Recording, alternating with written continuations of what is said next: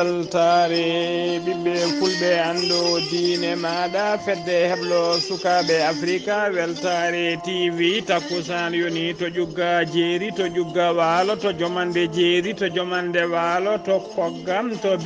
kogga to beeɗi cowi to daara halayɓe to Sinthiane Sinthiou dañɓe to ceeñala sahoɓe kon takkusan juula ha e nder galle ceerno Mamoudou Waddou to cité a sekna yombol ha to galle ceerno Madani Talla to Dakar ko on takkusan kadi juula ha e nder galle ceerno Yaya Ba to Richard Tolle ko taari ɗum kala ene jeeya e gardidi kabaruuji men to leydi Mauritanie ko suka gorko goto kañum tigui fittade mum itta woni tigui wara e nder jeere to téléphone ngaji jeeyete jooɓiɗo fittade makko teɓama to leydi Sénégal Ousmane Sonko maire kesomo Ziguinchor o holliri tigui joɗima jonde makko arwaninde taw ko conseil municipal e nder jonde he noon o suɓima hen toɓɓe kewɗe ko ɓuuri tengtude hen noon ko innitade beddaji joyyi tawateɗi e nder wuuro ngo to leydi Mali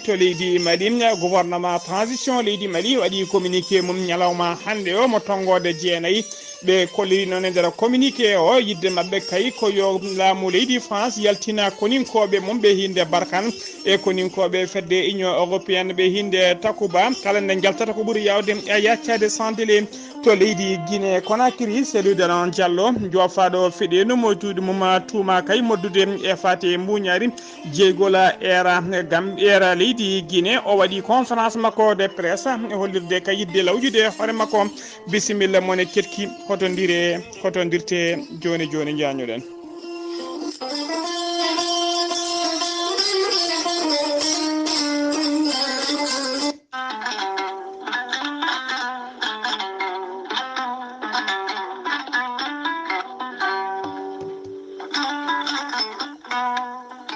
musidɓe tedduɓe taweteɓe funnague hirnague rewoy worgo sahale ɓaleri jam koye ari e meɗen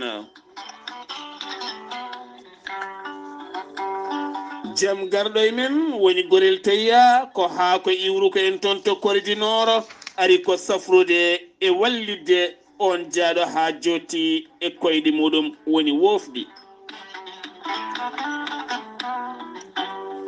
gorel teya ko haako moƴƴugo waw ko wurtinde neɗɗo ha artirma e cagatago maɗa gorel teya ene safra ƴiƴam ene sukkita ɗaɗi ha tentinono en joguiɗo cardiaque walla joguiɗo AVC gorel te ene yawrani o mo nangata taare ustoraɗo gorago moƴƴitina ƴiƴam maɗa ha ƴiƴam ma watta dogde e nder ɗaɗi maɗa an kala ha jiitoɗa e hoore maɗa gorel te mo ɗaɗi mum piɓi ha ƴiƴƴam mum dogata e nder ɓandu mum kala saɗa yara ha ko gorel te ma dognu ƴiƴam ma kala so tawi ka joɗinoɗo walla ka tuggotoɗo walla ka tuƴiɗo ha mbatta yaade haajuma mbatta yaade juma jokkude enɗam yogay haajuji ma kala jokkodir e gorel teya sa yiɗi hebde gorel teya nototoma ko biyeteɗo Mamadou Ngayda toon to juude guuriki mbatta ko 00221 77 128 23 46 walla so tawi koto Mauritanie toon to Nouakchott jokkodirta koye Boy Niass 00222 47 85 20 96 so tawi ko toon to leydi Côte d'Ivoire Abidjan Hamidou Ba 00225 01 53 11 51 54 so tawi koto États-Unis d'Amérique to New York jokkodirta koye Abousso Kawral Fouta business mbatta ko +1 34 77 01 56 77 so tawi noon ko toon to leydi France jokkodirta koye Harouna Ngayda mbatta ko 00337 82 33 80 55 so tawi noon ko site internet mbatta ko www.korelteya.com ɓeɗo tongoɗe kala hen mo jokkodirɗa leydi ndi gonɗa kala sa jokkodira e mabɓe neɗɗo mabɓe ne ɗon ma heɓen ko ɓuuri labde mbadden dando faade gorela taya kettode kabaruuji mon e ɗemngal pulaar. Afrique, Asie, Europe, Amérique, Moyen-Orient, Océanie.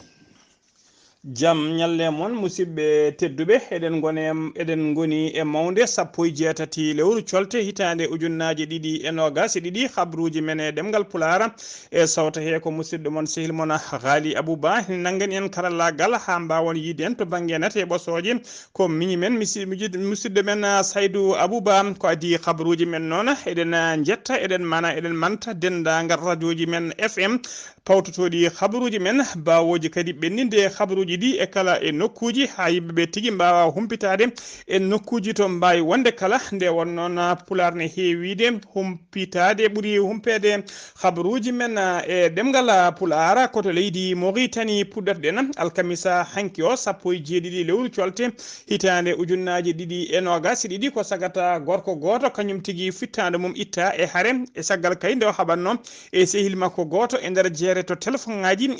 e accessoire ji men to jeeyete e nder nakcota e nokku noon to ɓe mbiyata place show ko ɗon tigui fittandu makko itta e haare tawa kadi rendinomo e musidɗo makko o ko bone ujunnaje 10 ko on ƴetti laaɓi noon roofi e makko hen wasi caggal kayde oɗo ɓofta o nawa tigui to hôpital ko ɗon wasi fittandu makko jooɓiɗo kanko baraɗo o noon omo wiye Abdallahi jooɓiɗo fittandu makko o noon ko ɗon e ɗon photoje muɗum woni natti mum mbawi sarede e nder réseaux sociaux ji kala ɓoyani noon hollirama tigui police wimo teeɓa e oɗo saaha joni mo tawi juuɗe dadiɓe ha joni ko leydi Mauritanie keddoɗen état major général de l'armée mo leydi Mauritanie ɓe jeddi ha suuri ladde kabaru cariɗo e nder réseaux sociaux ji taw ko audio wiyede hollirede kay e nder audio he wonde dendagal ɓen wonnoɓe militaire uji guila e riwaɓe ha yanoɓe retraite mum e wadɗaɓe kadi wiyeteɓe tigui ko réserviste nde tigui nodditama yo ngar ɓamta golle mumen ɓe jeddi noon ardiɓe armée o noon jeddi on habaru ha soori ladde ɓe kolliri noon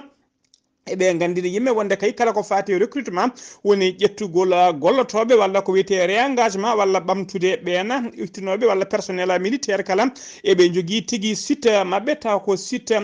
armée nationale ko hen ɓe ɓayyinta walla kadi eɓe jogui hello mabɓe Facebook taw ko hello officiel ko hen ɓe ɓayyinta dendagal habaruji ɗi ɗum noon ɓe jeddi ha soori ladde oɗon habaru taw ko audio moɓe ganda to ummi cariɗo e nder ɗiɗon réseaux sociaux ji ha joni ko leydi Mauritanie keddoɗen Mohamed Oula Mahjoub ko gorko jinnoɗo kay yoɓade fittandu debbo biyeteɗo Aminatu El Mukhtar kañum woni hoorejo ndeɗo fedde witede AFCF woni association des femmes chef des familles o yinno noon ko o yinno warde on noon woni tigui tentative d'assassinat o yinno yoɓade fittandu on noon ko nder commissariat goto commissariat de police numéro 2 mo Arafat e nder nakshata ɗum wonno ko ñande 14 lewru février gonɗen ɗum yeeso commissaire des police o e yeeso inspecteur des police commissariat e yeeso policier ji kewɗi gollotoɓe e nder commissariat o e nder oɗon commissariat kanko Aminatu Mintu El Mukhtar noon o holliri kadi oɗon jinnoɗo yoɓade fittandu makko ko kañum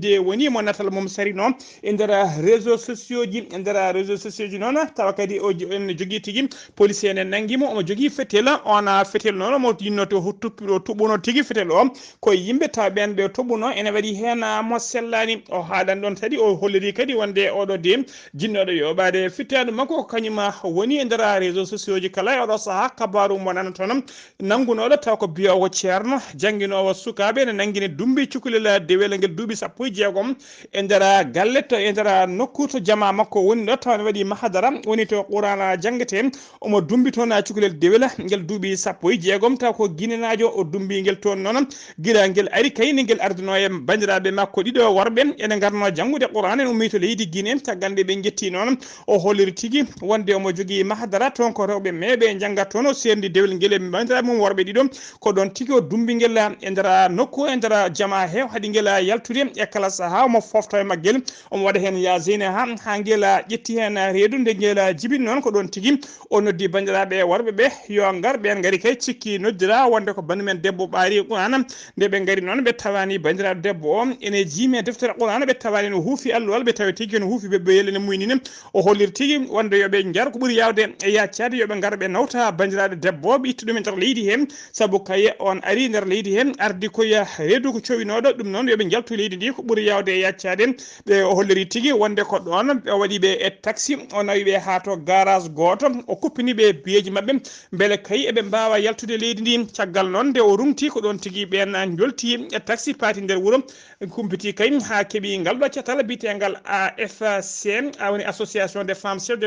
de famille mbawi tigui yeehi toon portoyde des plaintes on debbo noon gardiɗo ngal ɗon cetal ɓe ƴetti avocat mabɓe ɓe mbawi darade hen darde mabɓe no fonno kay avocat o darima darde mum no fonno ɓe kolleri noon kene wona duuɓi ɗiɗi joni ɗiɗon dossier ji ɗin ɗereji nana tigui ana waɗi bloqué e nder waɗi bloqué to tribunal goto tawateɗo to worgo nokshota ha ɗo no ɓe ganduɗa ko addi ɗum blocade ɓe kolleri kadi kanko mahjoubo bannoɗo en golle o haɗani ɗon tan caggal ɗum kadi o porti plainte debbo gardiɗo association des femmes chef d' entreprise o holliri tigui wonde on koko hefti cuddiɗo makko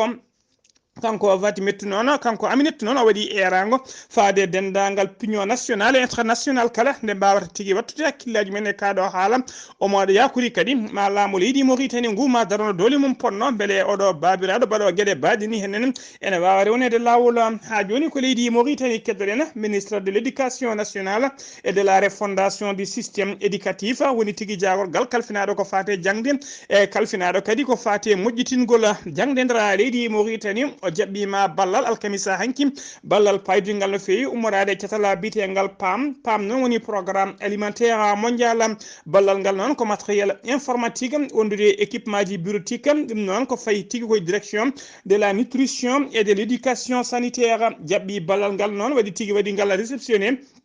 ko ngal ballal ko biteɗo Ahmed Ba kañum woni conseiller technique chargé de la coopération ballal ngal rewi tigui koye juuɗe responsable de la nutrition scolaire du PAM hono biyeteɗo Fatimata Sy kabaruuji men ɗemngal pulaar sen ummima to leydi Mauritanie ko to leydi Sénégal paaɗen to leydi Sénégal noon duuɓi ɗiɗi joni caggal kayituɓe ɗiɗi joni ko stade Diamniadio diiduno stade o noon golle mum gasi ha laawi ɓoyata tigui ma stade o waɗe inauguré woni tigui ma uddite tawa kadi ko Macky Sall hoorejo leydi ndi kañuma ɗamini wadde inauguration oɗon stade o noon ko son stade noon caggal ɓoyata uddira saabu koye nder makko kay macco fugo koyngel taw ko équipe national mo hinde Lyon kañum tigui foti fettude toon équipe leydi Égypte mo hinde Pharaon taw ko match ko fati e barrage coupe du monde 2022 hollirama noon ko ñande no gasi ɗiɗi lewru gonɗen ɗum ko nden tigui stade o waɗete inauguré Macky Sall hoorejo leydi ndi kañum tum waɗamo inauguré ene bisma hen noon Recep Tayyip Erdogan hoorejo leydi Turquie hoorejo len noon leydi Turquie ko tigui société turque naɓe kañumen maahi stade o on société noon wiyete tigui ko suuma ko kamɓe maahi oɗon stade mbiɗen inauguration ko ñande gasi ɗiɗi nduɗo lewru gonɗen jagorga no ambassadeur joɗiniɗo leydi Turquie e nder leydi Sénégal ɓe kolliri tigui ko ñande altine paaɗo ko nden tigui Recep Tayyip Erdogan hoorejo leydi Turquie ko nden yettoto e nder Dakar lamorgo leydi ndi ngol ɗo lawol noon so waɗi wattata laabi jeegom ko waɗi tourné makko e nder leydi he ha joni kabaruji men ɗemgal pulaar to leydi Sénégal Abdoulaye Diouf Sarr ko jagorgal kalfinaɗo ko fate Cellal adem kañum e gollidiɓe mum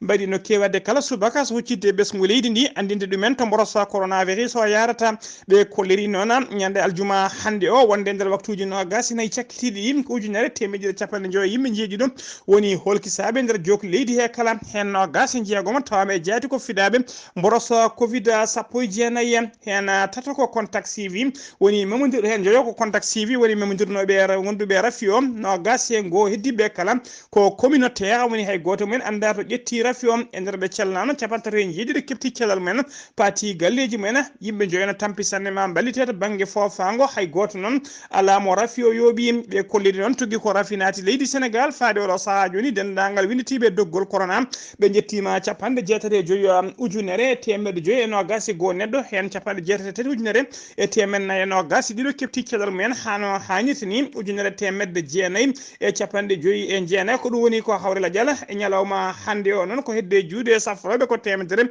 e capanɗe nayo neɗɗo ɓe kolliri kadi tuggi ko ñakko ngo naati leydi ndi faade oɗo saaha joni ko ƴetti ñakku mumen e nder jokli leydi Sénégal kala ko ɓe million e temen nayyi capantati jeegom ujunere ne fawi temedde nayyi capanɗe jeetati e goho woni 1 436 481 personnes ƴettuɓe ñakku mumen e nder jokli leydi Sénégal kala ha joni kabaruuji men ɗemngal pulaar to leydi Sénégal Barthélémy Dias maire kesomo Dakar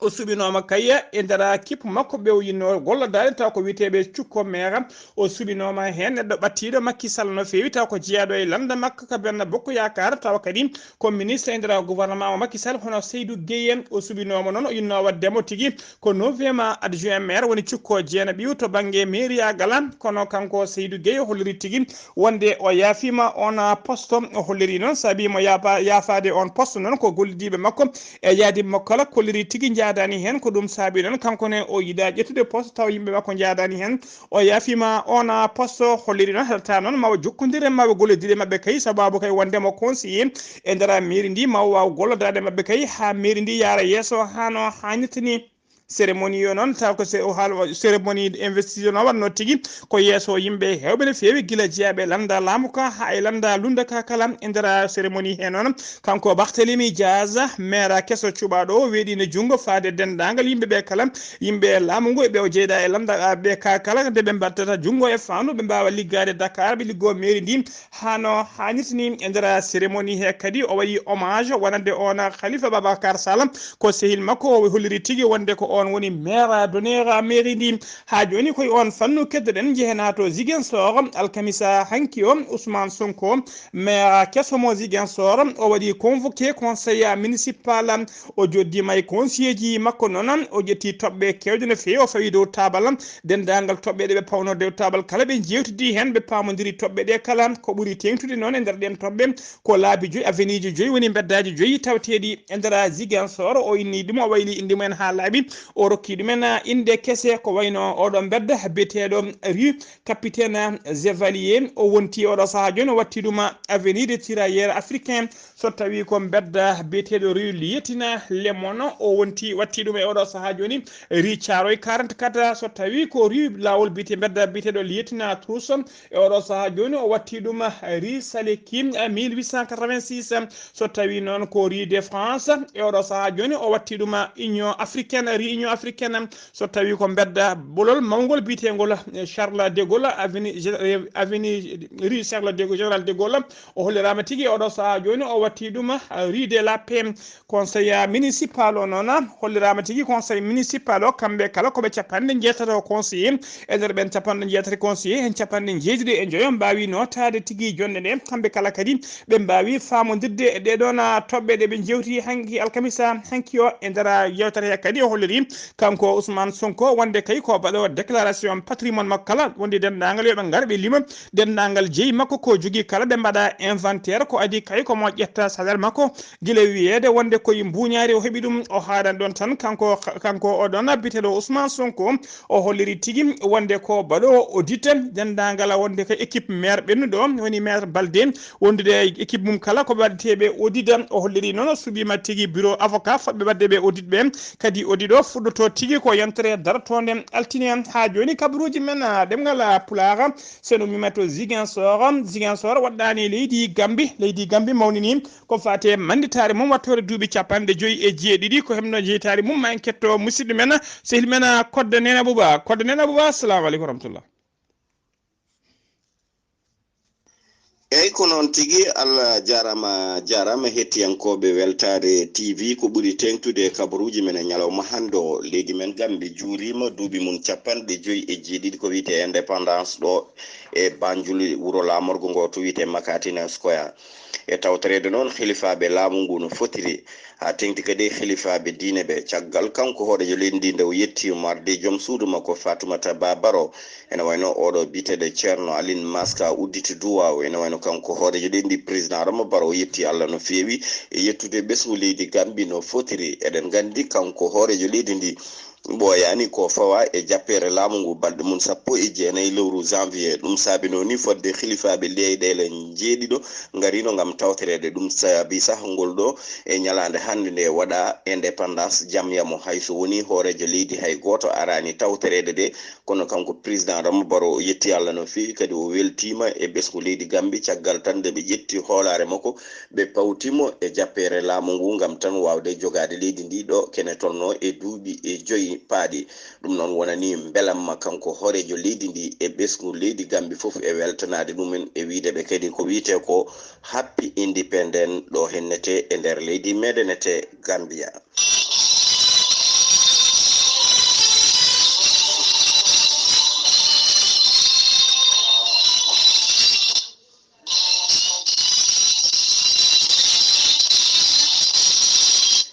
Koddenen Abou Bah ngam Weltaare TV ɗo e Makatine Square Banjul. koddanene Abou Bah en mbi manditare jaam wonnande dendagal hettiyankoɓe Capital FM hettiyankoɓe radio Weltare ɓiɓɓe fulɓe andu diine ma foof tawateɓe nder leydi Gambie ha joni kabaruuji men ɗemngal pulaar sen mima to leydi Gambie waɗɗani leydi Mali e nder wuuro witego jinjela noon ko hulɓini waɗi toon ko fétichére goto woni fiɓirbaji kañum tigui yooɓi toon fittandu fiɓirbaji biteɗo Bourama kañum yooɓi toon fittandu bebbeyela Cellal e ballal cuddiɗo makko biteɗo sitano ɓe jooɓi pittado cukalel bebbeyel ngel duuɓi ɗiɗi e mbaɗi sacrifice woni tigui sadakuji walla rituel uji ɗi ɓe mbaɗata ɗum noon holliri hama tigui wonde jenjila ene tawe e nder commune mo Khalifa Bougou ene tawe nder cercle mo kati ko bamum bebbeyel ngel ko kañum tigui ɓayyini habaru o bamum bebbeyel ngel ene wiye tigui ene wiye Bakaro Ba Coulibaly ko kañum ɓayyini kabaru o e oɗo saaha joni Bourama ɓorama en tawe tigui borama sabu ne tawe e nder kasoji ha joni kabaruuji men ɗemngal pulaar to leydi Mali ha joni gila ñande joyya lewru février gonɗen ndu noon e dow invitation chef de village woni joom wuro witego